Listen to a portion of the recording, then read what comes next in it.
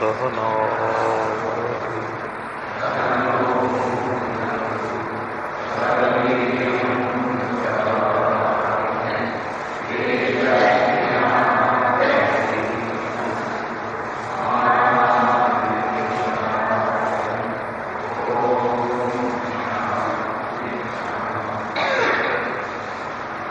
सर्वे प्रमुच्यन्ते कामा येष्य हृदि श्रुताः अथमर्थ्यो मृतो भवति अत्र ब्रह्म समश्नुते।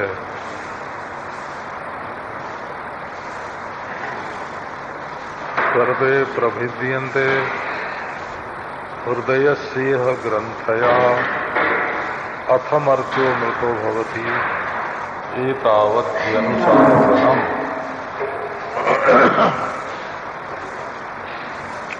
नारायण नारायण नारायण नारायण।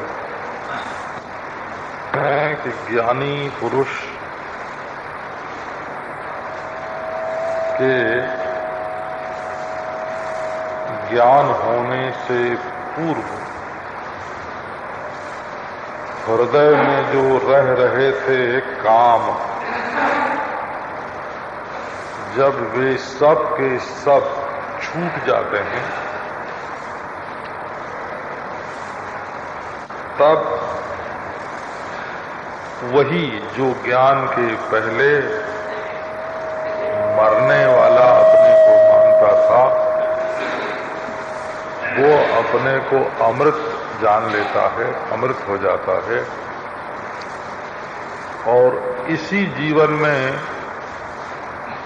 उसको ब्रह्म की प्राप्ति, अत्र ब्रह्म समश्नुते। बेटी लोग इस अत्र को बहुत उद्धृत करते हैं, बोला अत्र ब्रह्म समश्नुते। इसी जीवन में, इसी धरती पर बिल्कुल प्रत्यक्ष उन्हें ब्रह्म की अनुभूति होती है, ब्रह्म का स्वाद मिलता है। समश्नुते, वो ब्रह्म से एक हो जाते हैं। अप्राप्त की प्राप्ति नहीं होती। समश्नुते पद का अर्थ है अप्राप्त की होते। मुंडक के भाष्य में भी समश्नुते आता है। मुंडक के मूल में मुंडकोपनिषद के समश्नुते पद आया है। वहां भाष्यकार ने ये व्याख्या उसकी की है कि अप्राप्त प्राप्तिर मां शंकी इति अत्र ब्रह्म समश्नुते। ये मत समझना कि ब्रह्म कोई अनमिली चीज है और मिल जाते हैं। वो तो नासमझी का ही पर्दा है। ब्रह्म तो तुम ही हो, पर्दा तो नासमझी का है। इसलिए नासमझी का पर्दा हटा और फिर ज्यों का त्यों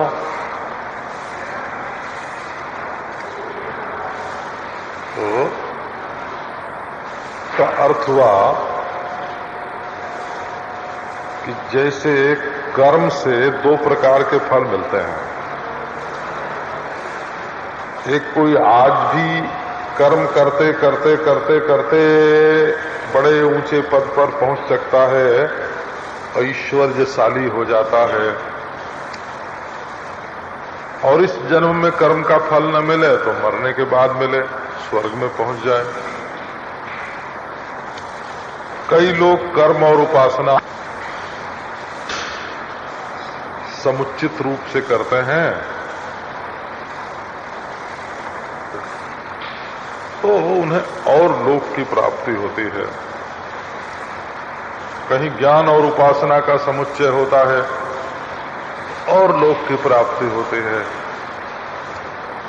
पर जब शुद्ध ज्ञान होता है तो वहां जाना आना नहीं रहता है। बिना वासना के आना जाना नहीं होता है। और ज्ञानी की तो वासना ही मिट गई सारी। तो अब जरा इस बात पर गहराई से विचार करते हैं।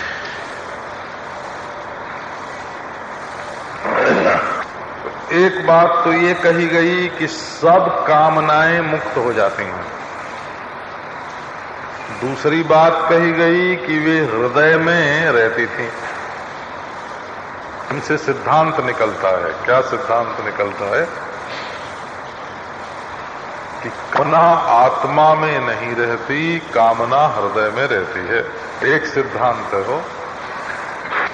अब जो लोग वेदांत का संस्कार नहीं रखते उनको इसका भेद नहीं मालूम पड़ेगा। कामना मन है, मनोधर्म है कि कामना आत्मधर्म है, इस बात को लेकर के दर्शन शास्त्र में बड़ा विवाद है। और वैशेषिक कामना को आत्मधर्म मानते हैं।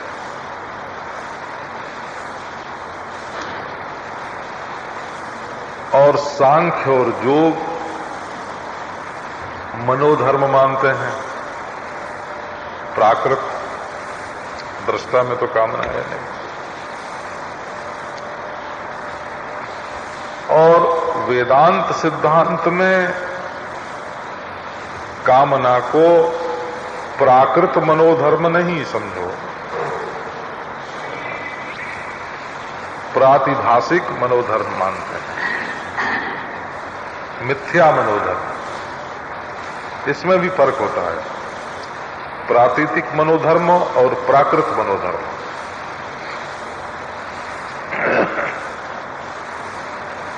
बौद्ध और जैन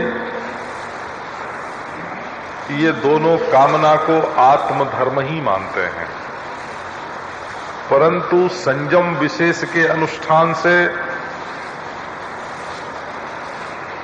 ये मनोधर्म जो है काम, ये शांत हो जाता है, ऐसा जैन मानते हैं। सम्यक चारित्र्य, सम्यक संकल्प और सम्यक समाधि से। और शून्यता का ज्ञान होने से आत्मोच्छेद जब हो जाता है, आत्मा का ही निर्वाण हो जाता है, अब कामना का निर्वाण होता है, ऐसा बौद्ध मानते हैं। बिना कामना का निर्वाण हुए आत्मा का उच्छेद होगा ही नहीं। वासना की निवृत्ति जो है, जैसे वेदांत में ज्ञान होने से ही अज्ञान का उच्छेद होता है, कि निवृत्ति कब होगी? जब ज्ञान होगा। वैसे निर्वासन होने से ही निर्वाण होता है, ये बौद्ध सिद्धांत है। तो ये तो आपको विषय में प्रवेश करने के लिए ये मतभेद की चर्चा कर रहा। आप इस बात पर ध्यान दें, तक आत्मा है तब तक काम है,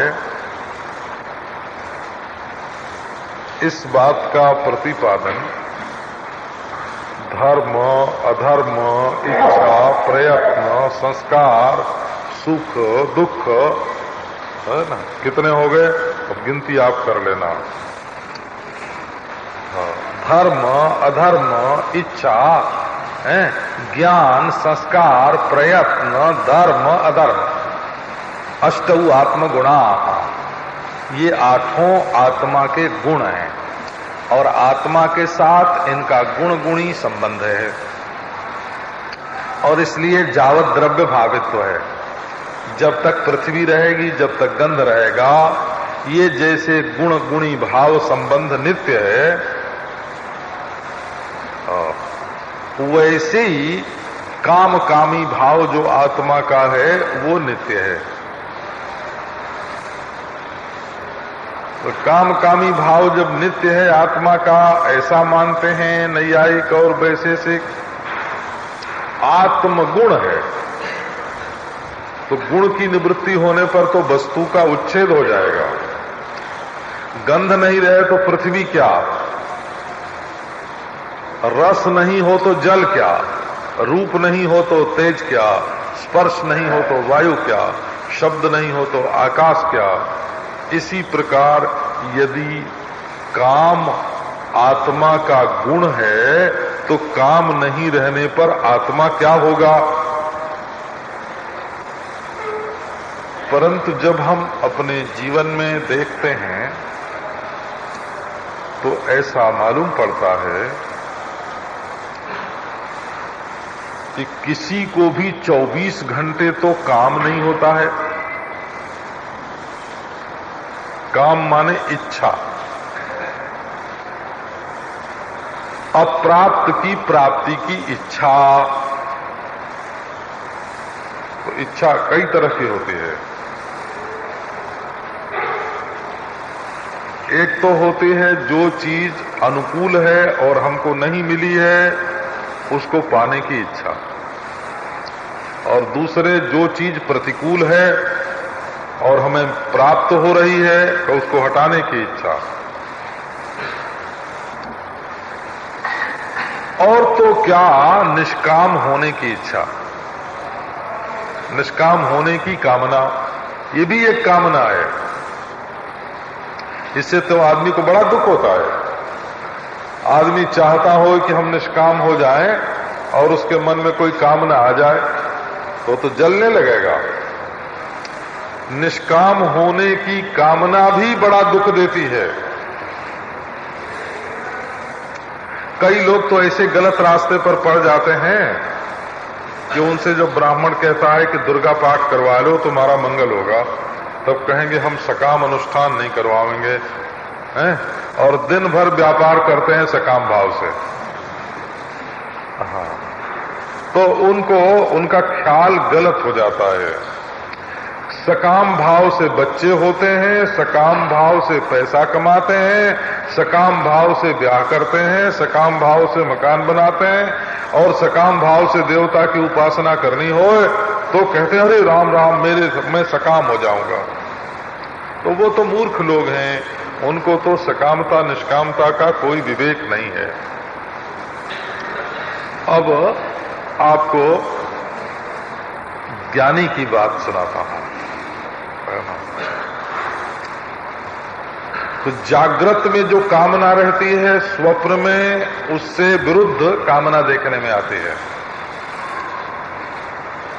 और सुषुप्ति में न अनुरुद्ध और न विरुद्ध, न अनुरोधी न विरोधी, किसी प्रकार की कामना नहीं रहती, सब शांत हो जाती हैं। तो अनुकूल कामना जागृत में होवे या विपरीत को हटाने की कामना होवे, अनुकूल को सटाने की और विपरीत को हटाने की कामना जागृत अवस्था में होती है, और स्वप्न में भी जो अनुकूल भासता है उसको सटाने की और जो प्रतिकूल भासता है उसको हटाने की कामना होती है। लेकिन सुषुप्ति में कामना नहीं होती है, शांत रहती है।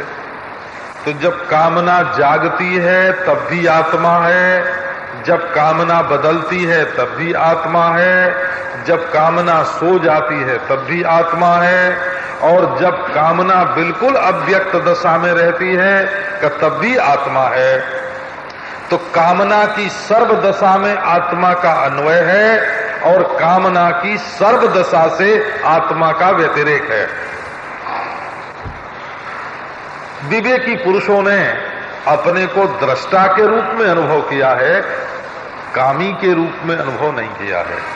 तो अपने अनुभव के विपरीत है अपने को कामी मानना। तो काम माने गर्धा, काम माने इच्छा विशेष, काम माने केवल स्त्री पुरुष के मिलन की इच्छा का ही नाम काम नहीं है। हम यदि काम शब्द के अर्थ पर विचार करें हैं तो समझो कि वर्तमान सेकेंड के बाहर की माने किसी अगले सेकेंड की किसी भी बात को सेकेंड के भी 1000 हिस्से कर दो, जिसमें तुम हो सेकेंड के उस 1000वें, लाखवें, अरबवें हिस्से से आगे के लिए कोई भी बात सोचना काम ही है। हाँ, भविष्य पर हमारी दृष्टि गई और काम हुआ। अच्छा, जिस देश में तुम हो, जो तुम हो, उसके बाहर देश में कुछ भी चाहना काम है, और जो तुम हो उसके सिवाय और किसी को चाहना काम है। मैं के सिवाय और को चाहना काम है, और जहां तुम हो उसके बाहर की वस्तु को चाहना काम है, और जब तुम हो उससे आगे की चीज को चाहना काम है। काम वृत्ति बहिर्देश को, बहिर्विषय को, बहिर्काल को, माने स्वस्थिति से अतिरिक्त स्थिति के काल की है, और स्वदेश से अतिरिक्त देश में जो वस्तु है उसको, अतिरिक्त देश को और अतिरिक्त विषय को जो चाहना है, अनुकूल बुद्धि से या प्रतिकूल बुद्धि से, इसका नाम काम है। और ये तुम्हें कब तक नहीं छोड़ेगी? जरा काम की परिभाषा है ना, वेदांती लोग जिस ढंग से सोचते हैं उस ढंग से है वो। बोले अच्छा भाई, किसी को ज्ञान हो गया तो उसकी कामना कैसी होगी? तो उसमें भी कामना मानते हैं। आप ये नहीं समझ, ज्ञानी को कामना नहीं होती। कहते हैं कि शरीर स्थिति के लिए जितने अन्न की जरूरत है उसकी कामना होगी। ज्ञानी व्यक्ति है ना, ज्ञानी व्यक्ति है तो उसको अपनी स्थिति के अनुकूल पान की जरूरत पड़ेगी, जल की जरूरत पड़ेगी। अरे बाबा, सांस की तो जरूरत पड़ेगी है? शरीर की गर्मी बनाए रखने की तो जरूरत पड़ेगी। हाँ, गंगोत्री का ज्ञानी 12 महीने के लिए लकड़ी रख लेता है कि हम आग जला के गर्म रखेंगे अपने को। वो क्यों गर्मी के लिए, 12 महीने की गर्मी बनाए रखने के लिए वो क्यों लकड़ी इकट्ठा करता है? कि भाई 4 महीना जाड़े के दिनों में यहां कोई नहीं आवेगा, 8 महीने कोई नहीं आवेगा, तो उसके लिए अन्न संग्रह कर लो। ये गंगोत्री के ज्ञानी के मन में क्यों आता है? प्रश्न है बोला। तो बर्फीला पानी तुरंत क्यों नहीं हाथ से उठा के पी लेता, अपने कमंडलू में ले जाके रखता है, और जब उसमें जो बर्फ है वो खत्म हो जाती है, जब उसमें जो पत्थर के कण हैं, बालू के कण, वो जब नीचे बैठ जाते हैं तब छान के पीता है। क्यों पीता है? ऐसे सांस के लिए हवा चाहिए, घूमने के लिए मैदान चाहिए। क्यों चाहिए? पीने के लिए पानी चाहिए, खाने के लिए अन्न चाहिए, 12 महीने के लिए चाहिए, ठंड मिटाने के लिए कंबल चाहिए, रजाई चाहिए, और नंगे भी हों तो पुआल चाहिए। हाँ, पुआल पर सोते हैं, पुआल पर बैठते हैं, नहीं तो गुफई चाहिए, तो चाहिए ना। देखो, इसका अभिप्राय ये है कि जो परिच्छिन्न वस्तु होगी ना, वो पूर्ण से संबंध रखे बिना रह ही नहीं सकते। आप कामना का स्वरूप समझो। मिट्टी का बना शरीर मिट्टी के बने हुए अन्न से संबंध रखे बिना नहीं रह सकता। पानी का बना हुआ शरीर पानी के बिना नहीं रह सकता। गर्मी का बना हुआ जीवन गर्मी से संबंध रखे बिना नहीं रह सकता, और हवा से बना हुआ शरीर हवा से संबंध रखे बिना नहीं रह सकता, और शरीर के भीतर अवकाश है तो वो भी बाह्य अवकाश के साथ संबंध रखे बिना नहीं रह सकता।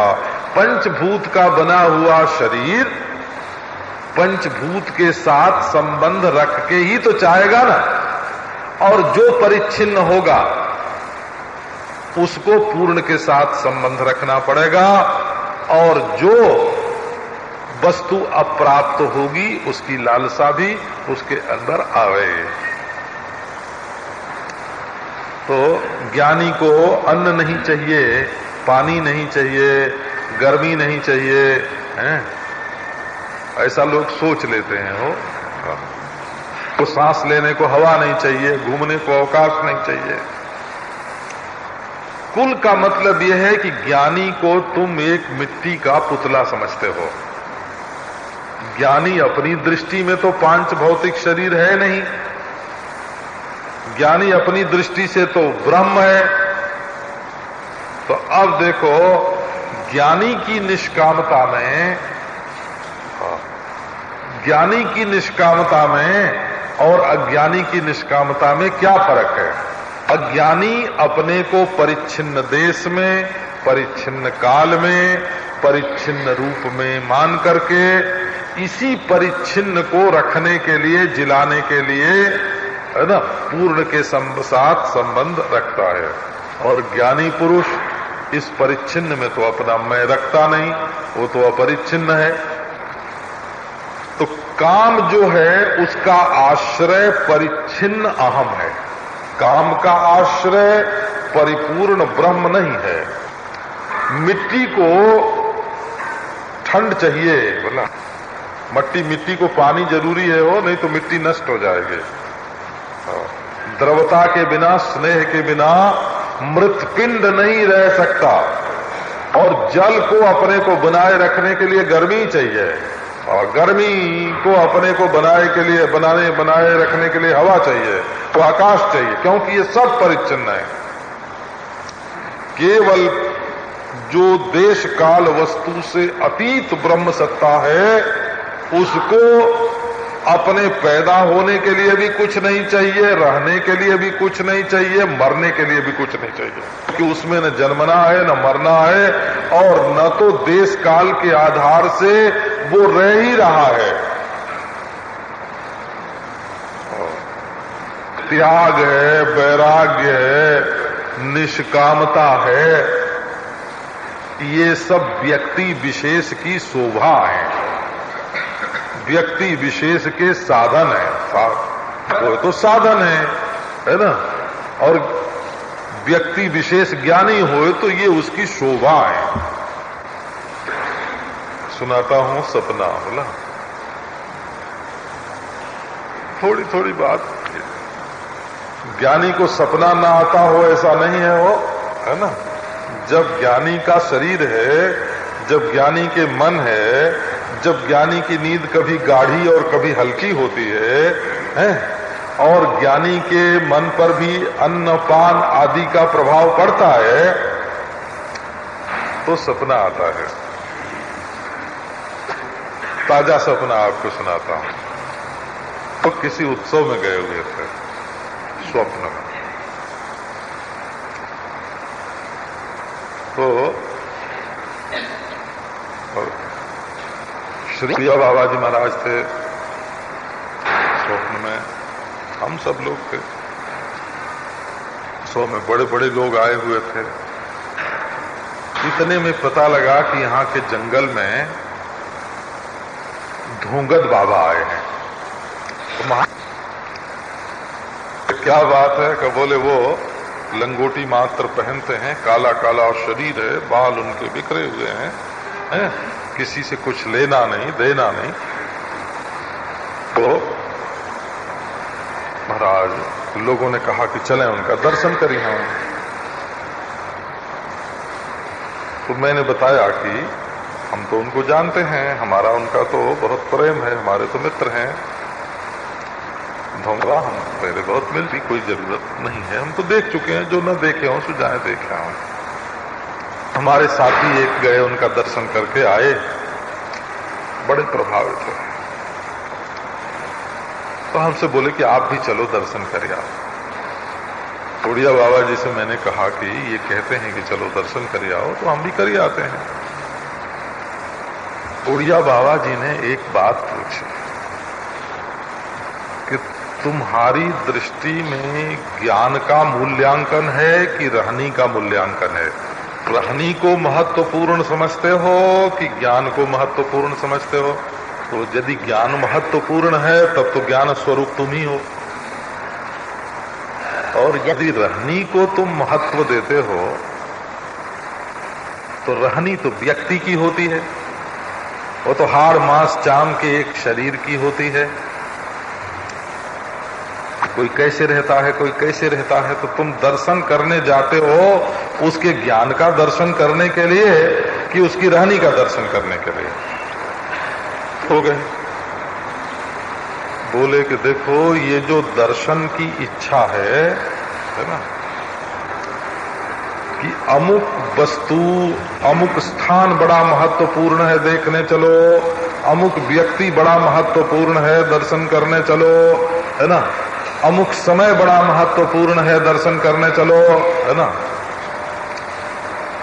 बड़ी सुहावनी ऋतु है, घर से लोग निकल जाते हैं।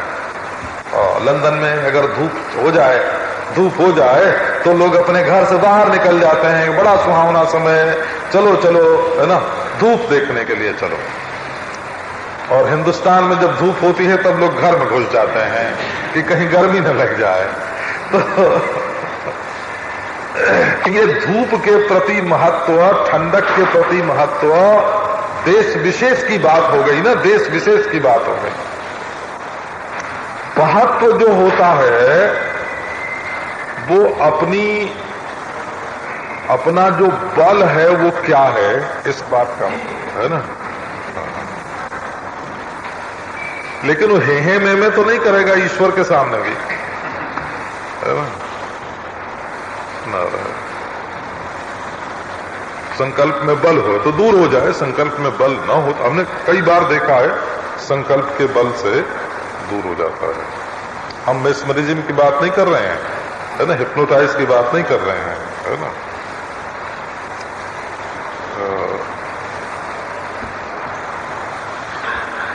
ऐसा कई बार देखा है।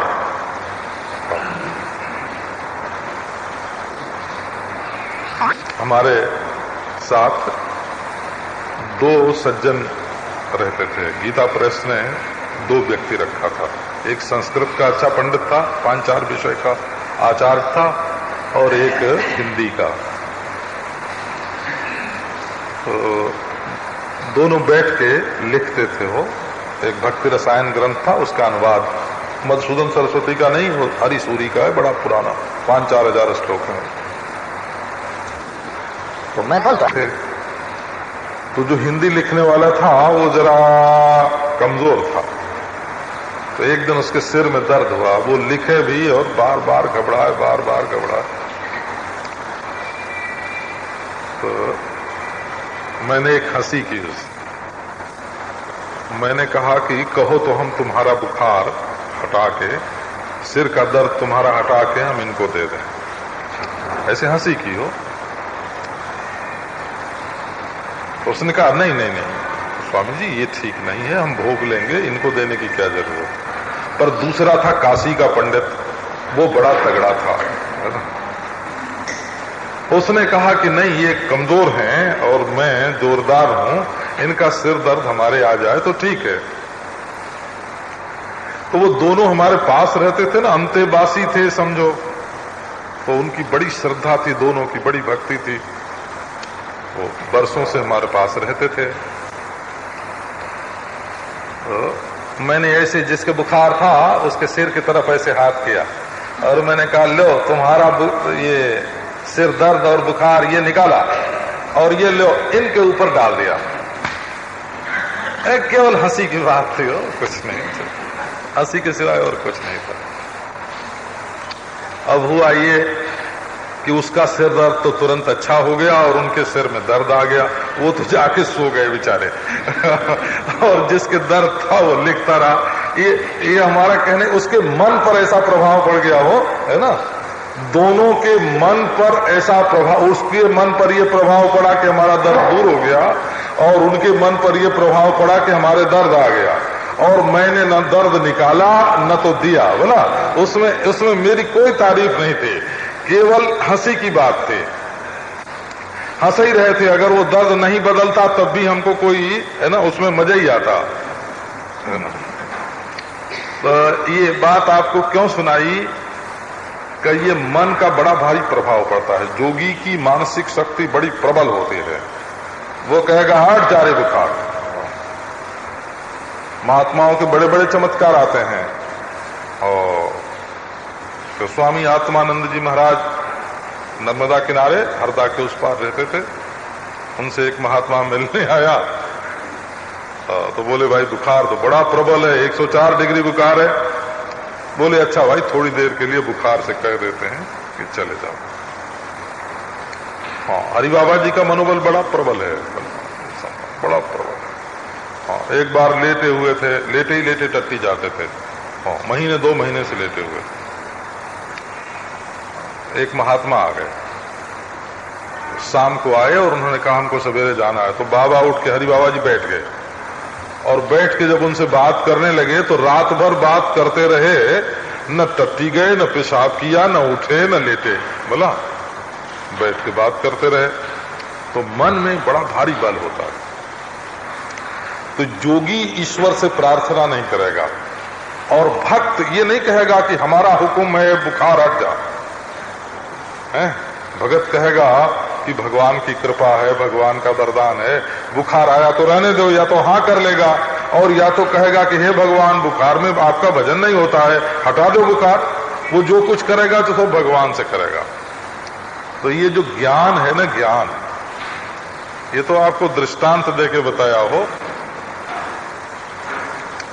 ज्ञान जो है इसके सामने जैसे किसी बुद्धिमान और मनोबल वाले पुरुष के सामने भूत दिखता हुआ मालूम पड़े ना, तो वो कहेगा कि झूठा है।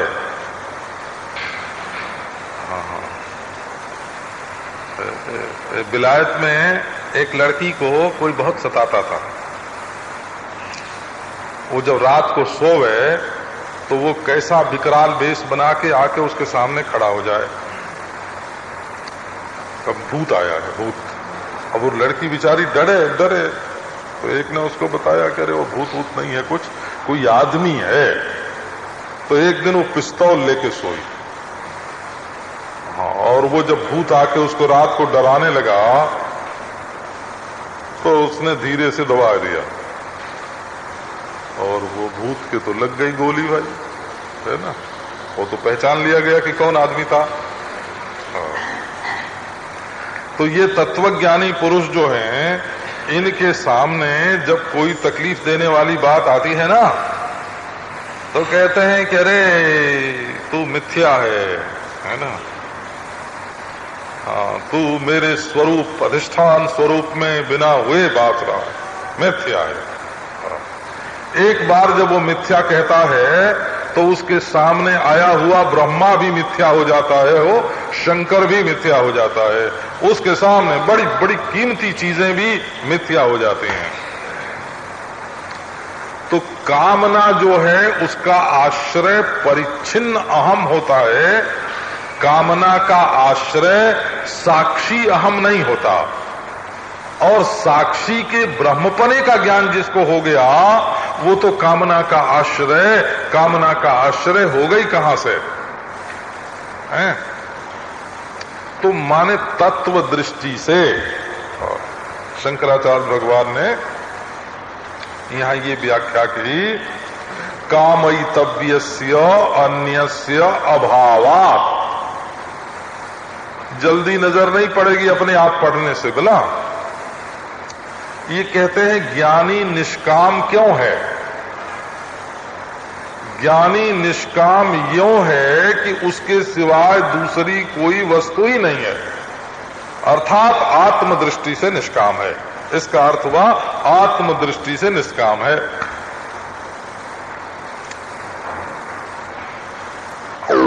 कामयितव्य से अन्य से अभावात। अब ज्ञानी के लिए भाई आपको श्रुति का एक रहस्य सुनाता हूं।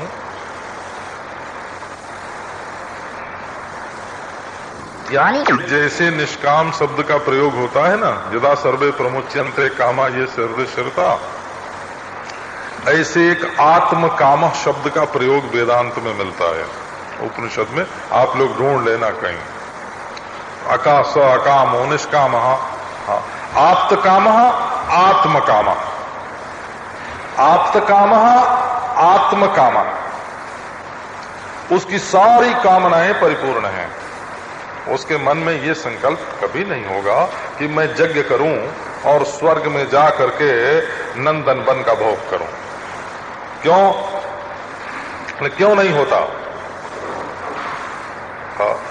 इन्हीं दोनों मंत्रों के बीच में किसी मंत्र के आनंद गिरी में ये बात लिखी है। वो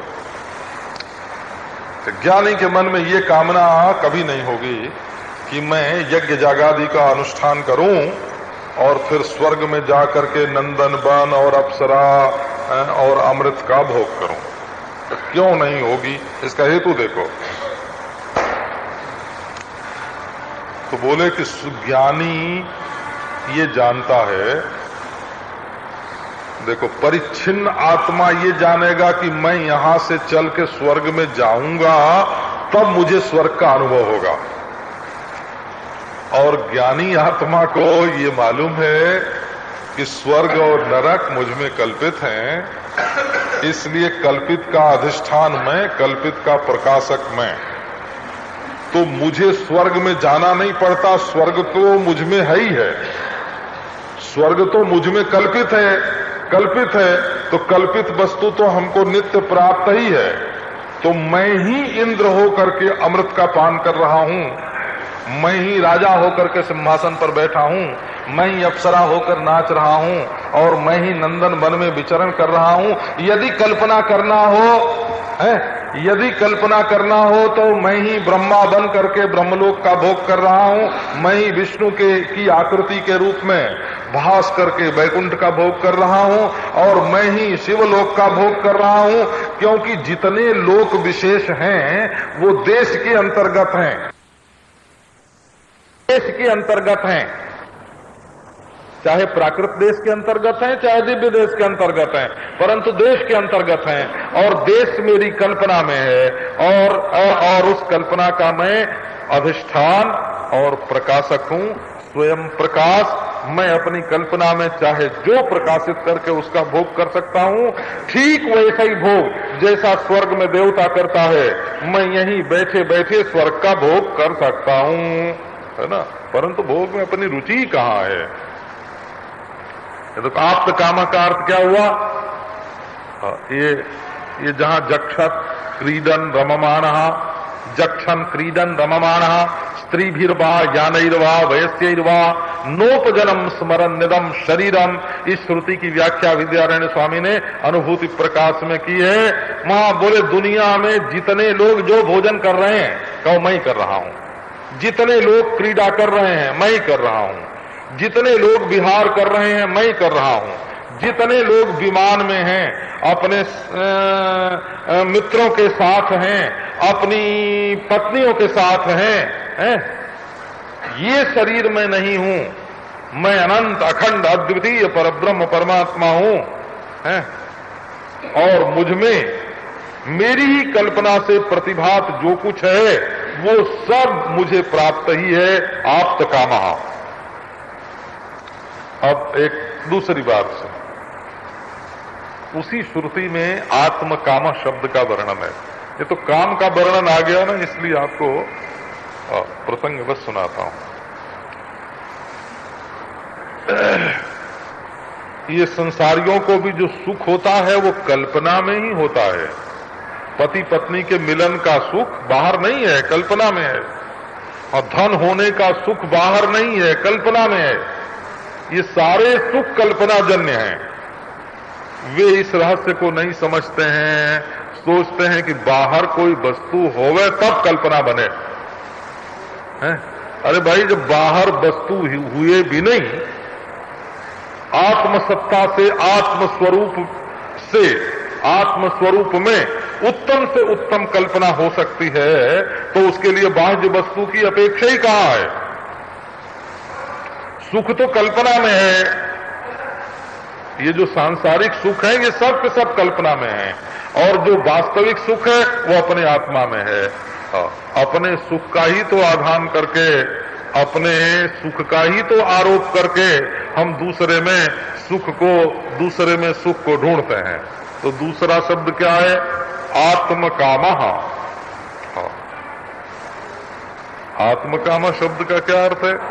यानी जिज्ञासु में जो आत्मकामना होती है, आत्मोपलब्धि की कामना, मैं अपने आप का साक्षात्कार करूं, ये कामना तो जिज्ञासु में है, और वो परिच्छिन्न अहम में है।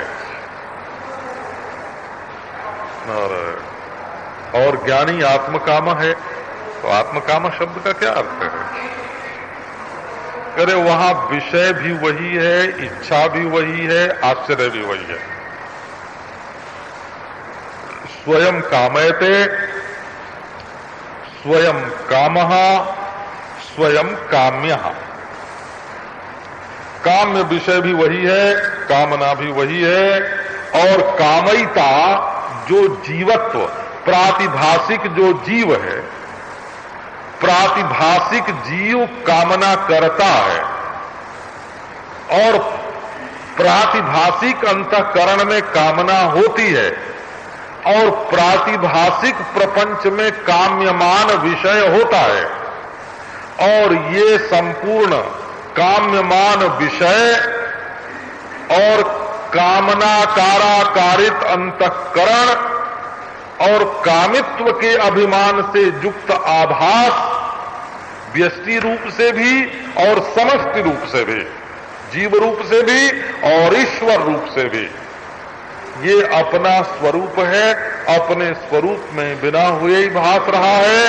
तो जो कुछ कामना है सो मैं, जिसकी कामना होती है सो मैं, और जो कामना करता है सो मैं, मेरे सिवाय तो दूसरी कोई वस्तु ही नहीं है।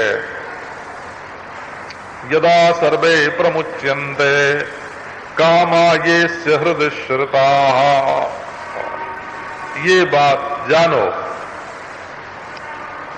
यदा अस्य सर्वे कामा प्रमुच्यन्ते, प्रमुच्यन्ते छोड़ दिए जाते हैं।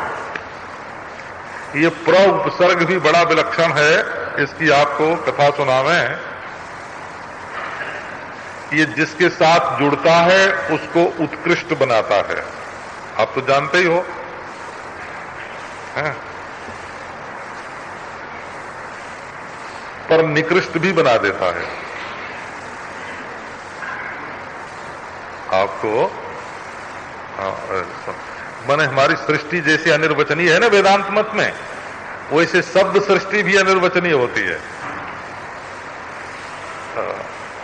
आपको हम ऐसा शब्द बतावें, आप जैसे देखो, यदि कोई प्रकर्ष की बात कहनी हो, प्रकर्ष की बात, तो प्र शब्द को लगा दो, किसी भी चीज के साथ जोड़ दो, है ना, ज्ञान का प्रज्ञान हो जाए, श्रेष्ठ ज्ञान हो गया ना, और श्रेष्ठ ज्ञान हो गया, ज्ञान का प्रज्ञान हो जाए,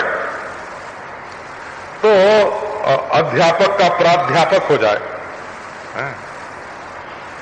अध्यापक का प्राध्यापक हो गया तो बड़ा हो गया ना, बढ़िया हो गया ना, प्र उपसर्ग श्रेष्ठ बनाता है। लेकिन आपको एक दो शब्द सुना देता हूं, जैसे हार है, हार है? हाँ, उसके साथ जोड़ दो प्र को तो प्रहार हो जाएगा, बोला। अच्छा, तारन है ना, तारन, तारक, तारक किसको कहेंगे? जो तार दे। अच्छा शब्द है कि नहीं? तारने वाला तो अच्छा होता है, चाहे नदी का तारक हो, चाहे संसार सागर का तारक हो। लेकिन उसके साथ प्र जोड़ दो तो क्या होगा? प्रतारक। प्रतारक माने संस्कृत में ठग होता है, बोला? हाँ हाँ, प्रतारक और प्रतारक। प्रतारक माने प्रतारण करने वाला, ठगने वाला, धोखा देने वाला, उसको प्रतारक बोलते हैं। ये आपको क्यों सुनाया कि ये सृष्टि अनिर्वचनीय है? तो जैसे रूप सृष्टि अनिर्वचनीय है, वैसे नाम सृष्टि भी अनिर्वचनीय है।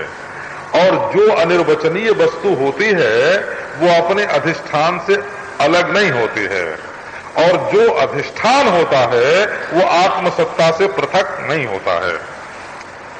इसलिए इस सृष्टि में जो नाम है और रूप हैं वे सब के सब अनिर्वचनीय हैं और आत्मसत्ता से पृथक नहीं है।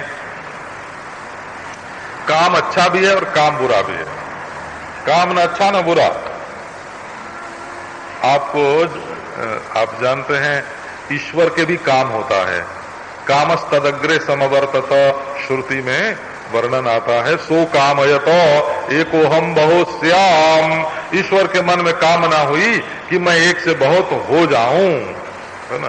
कामस्तदग्रे समवर्तत, सृष्टि के प्रारंभ में काम ही था। ये काम क्या है ना? ये काम क्या है? तो बोले ईश्वर में तो खेलने की कामना है,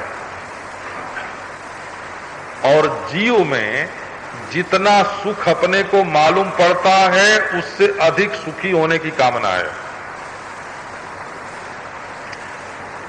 बोले कि तुम्हारा ईश्वर तो अभी है बच्चा और जीव है दुखी। आप देखना ये बिल्कुल यही, जिस ईश्वर को खेलने की इच्छा होती है कि मैं क्रीड़ा करूं, श्रीमद् भागवत में ये बात है, बोला आप तीसरे स्कंध में कभी देखना, क्रीडायाम उद्यमोर्भस्य। क्रीड़ा के लिए उद्यम तो बालक करता है। ये ईश्वर भला खेलने के लिए ये प्रपंच कैसे बनाता है? आखिर क्रीड़ा की कामना क्यों हुई ईश्वर को? कोई दुख जरूर होगा उसको, है ना। बैठे बैठे शरीर जो है ना वो अलसाता होगा, तब उसने कहा कुछ खटपट करें, हैं? बैठे बैठे शरीर अलसाता होगा। स एकाकी नारमत ततो द्वितीयम असृजत। एकाकी उसकी क्रीड़ा संपन्न नहीं हुई, तब उसने द्वैत की सृष्टि की। ये बताना तो ये ईश्वर में क्रीड़ा का संकल्प है या सुख का अभाव है, ये बताने में तात्पर्य नहीं है। वो तात्पर्य है ये बताने में कि ईश्वर की कल्पना के अतिरिक्त सृष्टि और कुछ नहीं है, हैं? और अपने में दुखी पना के भ्रम के सिवाय हमें सृष्टि की कोई जरूरत नहीं है। और अपने में परिच्छिन्नता के सिवाय दुखी पने का भ्रम हो नहीं सकता। और अपने में परिच्छिन्नता का भ्रम कैसे है कि अपने को ब्रह्म न जानने के कारण है। तो अपने को ब्रह्म न जानने से परिच्छिन्नता का भ्रम, और परिच्छिन्नता के भ्रम से अपने में दुखी पना, फिर उस दुखी पने के निवारण के लिए वस्तुओं की कामना। पर किसकी कामना? अपनी ही तो कामना। तो कामयितव्यस्य अन्यस्य अभावात्, जो मुझ में कामी भास रहा है सो भी मैं, जो काम भास रहा है सो भी मैं, जो कामयितव्य भास रहा है सो भी मैं, माने संपूर्ण विषय रूप प्रपंच मैं, वृत्ति रूप प्रपंच मैं, और अहमर्थ रूप प्रपंच मैं। ये तीनों मुझ में प्रातिभाषिक रूप से ही भास रहे हैं। ये न कभी हुए, न हैं, न होंगे। इनके साथ हमारा कोई संबंध नहीं है। प्रमुच्यन्ते मिथ्यात्वेन प्रमुच्यन्ते। अज्ञान निवृत्ति के पूर्व जो हृदय में उदय होने वाले काम अपने मालूम पड़ते थे, वे प्रमुच्यन्ते, वे न थे, न हैं, न होंगे। इसलिए बिना हुए उनकी केवल प्रातिभाषिक सत्ता है, उनकी केवल व्यावहारिक सत्ता है। पारमार्थिक सत्ता माने हमारे स्वरूप में ये बिल्कुल नहीं है, बिल्कुल नहीं है। चाहे हजार हजार काम आवे, चाहे हजार हजार काम जाए, है ना। चोर के मन में धन की कामना रहे, व्यभिचारी के मन में व्यभिचार की कामना रहे, चींटी के मन में शक्कर की कामना रहे, हैं, और धर्मात्मा के मन में स्वर्ग की कामना रहे, उपासक के मन में ब्रह्मलोक की कामना रहे, और जोगी के मन में समाधि की कामना रहे, और वे अपनी अपनी कामना को रोए लें, हैं। लेकिन ज्ञानी जानता है कि कोई वस्तु अप्राप्त है ही नहीं। ये तो सारा का सारा अपना आप ही स्फुरणात्मक, प्रतिभासात्मक भास रहा है। इसमें कहाँ काम और कहाँ बेकाम। मनुष्य में काम होता है तो ब्याह करता है। अब छोटी बात है, विवाह में मंत्र पढ़ते हैं, वेद का मंत्र पढ़ते हैं, कोदात कस्मयदात, बोले कामोदात कामायादात। काम ने दिया, किसने दिया, किसको दिया, ये देखो। कोदात कस्मयदात, कामोदात कामायादात। कामोदाता काम प्रतिगृहीता, कामई तत्ते। ये वेद का मंत्र है, वो विवाह में पढ़ा जाता है। किसने दिया, किसके लिए दिया। तो बाप समझते होंगे कि हम निष्काम हैं और पति सकाम है, इसलिए निष्काम पिता सकाम पति को अपनी पुत्री का दान करता है। वेद मंत्र कहता है नहीं, कोदात कस्मयदात, किसने दिया, किसको दिया। बोले कामोदात कामायादात, काम ने दिया, काम को दिया। पिता के मन में भी काम है और पति के मन में भी काम है। दोनों कामई के चक्कर में हैं। तो ये क्या, तो ये है कि पिता के मन में कामना है कि लड़की सुखी हो जाए अपने पति के घर में जाके। ये कामना तो पिता के मन में है कि नहीं है, हैं? कि भाई हमारे सिर पर जो भार है वो उतर जाए तो हम निश्चिंत हो जाएं, ये कामना पिता के मन में है कि नहीं है। तो असल में काम से प्रेरित होकर के ही पिता कन्यादान का उद्योग करता है, और कामना से प्रेरित होकर के ही पूर्व पति जो है वो कन्या का पाणी ग्रहण करता है। तो कर्म के लिए प्रेरक तत्व जो है उसी को काम बोलते हैं। वो जब संवैधानिक होता है तो उसको जीवन के लिए उन्नति कारक मानते हैं, और जब अवैधानिक होता है तब उसके लिए अवनति का हेतु मानते हैं। परंतु ये काम है ना, ये उन्नति का हेतु है कि अवनति का हेतु है। बोले असल में उन्नति और अवनति भी क्या है, तो वो भी तो अपने संप्रदाय की मान्यता। अब वैष्णव दृष्टिकोण से यदि कोई वैष्णव शिवलोक में जाके शंकर जी का भूत प्रेत बन जाए, हैं, तो उसकी उन्नति हुई कि अवनति हुई, हैं? अवनति हो गई हो, अवनति हो गई। और शैव दृष्टि से शंकर जी का कोई सेवक, शैव दृष्टि से शंकर जी का सेवक कोई श्री कृष्ण के साथ गाय चराने लगे तो उसकी उन्नति हुई कि अवनति हुई। तो उन्नति और अवनति में भी अपने संप्रदाय का, जाति का, समाज का, शास्त्र का, वर्ग का, परिस्थिति का जो दृष्टिकोण है वही उन्नति और अवनति का विभाजक होता है। इसलिए तत्व दृष्टि से न उन्नति है न अवनति, न साधक है न बाधक। ये बड़ा क्रांतिकारी दृष्टिकोण है।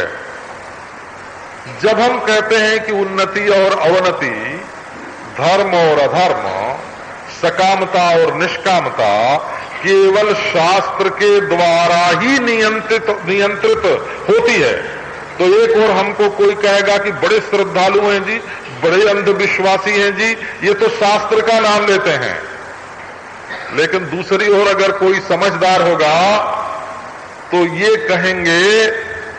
कहेगा कि तात्विक दृष्टि से इनके मिथ्यात्व का दर्शन करके, है ना, तात्विक दृष्टि से इनके मिथ्यात्व का दर्शन करके इसके काल्पनिक नियमन के लिए शास्त्र के महत्व का प्रतिपादन कर रहे हैं।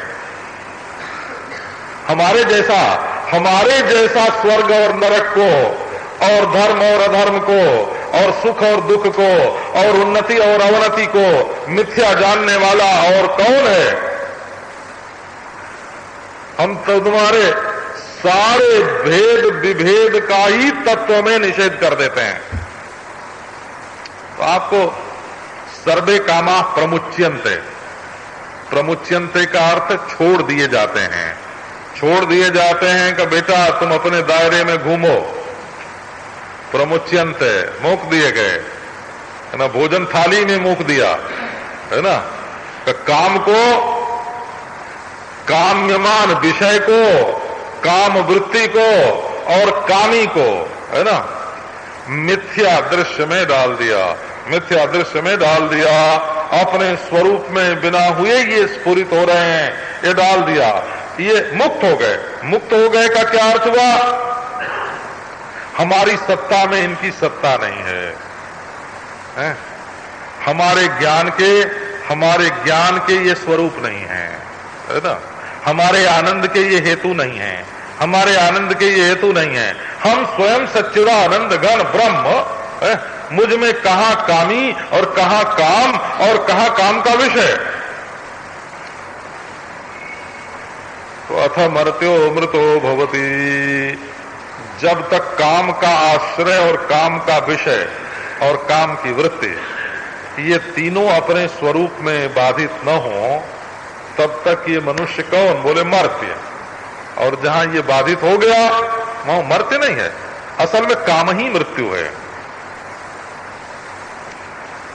क्योंकि काम जिसको दबोच लेगा वो परिच्छिन्न हो जाएगा। काम ने तुम्हारे आनंद को तुम्हारे पास नहीं रहने दिया, दूसरे के पास फेंक दिया। काम माने तुम्हारा आनंद तुम्हारे घर में नहीं होना, दूसरे के घर में होना। इसी का नाम ना काम है। स्त्री की है तो पुरुष से मांगने जाती है, और पुरुष के पास आनंद नहीं है तो स्त्री से उधार लेने जाता है, माने दोनों आनंद शून्य हैं। ये हुआ ना काम। माने तुम्हारे आनंद को बाहर फेंकने वाला है, और काम माने तुम्हारे ज्ञान को बाहर फेंकने वाला। कैसे? कि जब तक विषय का ज्ञान नहीं होगा तब तक काम कैसे होगा, है? और काम माने तुम्हारे जीवन को पराधीन करने वाला। काम, जिसका काम होगा उसके अधीन होकर रहना पड़ेगा ना, वो जहां मिले वहां रहना पड़ेगा। काम माने जीवन में पराधीनता का आना, काम माने ज्ञान का स्वरूप में न रह करके विषयनिष्ठ होना, काम माने आनंद का, आनंद में स्वातंत्र, आनंद अपने में नहीं है दूसरे में होना, माने हमारा दीनहीन होना। काम माने हम दीनहीन हैं, काम माने हम अपने को नहीं जानते दूसरे को जानते हैं। काम माने हम दूसरी वस्तु के अधीन हैं। तो ये जो अखंड काम है, आत्म काम, आप्त काम, सब कुछ मिला हुआ, सब कुछ मिला हुआ। बोले नारायण, कहा जरा आओ, शंख चक्र गदाधारी, खड़े तो हो जाओ सामने। हाँ, तो क्या बात है भाई कि मैं जरा तुमको मुस्कुराते देखना चाहता हूं, मुस्कुरा। नारायण मुस्कुराने लगे। मैंने कहा जरा अपना हाथ उठा के हमारे सिर पर रखो। कहा रख दिया। कहा वाह, कोई बात नहीं, अच्छा अब आप पधार सकते हैं। तो ऐसे, ऐसे हो। हमारे एक मित्र हैं, तो एक दिन मैंने वेदांत के सत्संग में बांध पर प्रतिपादन किया।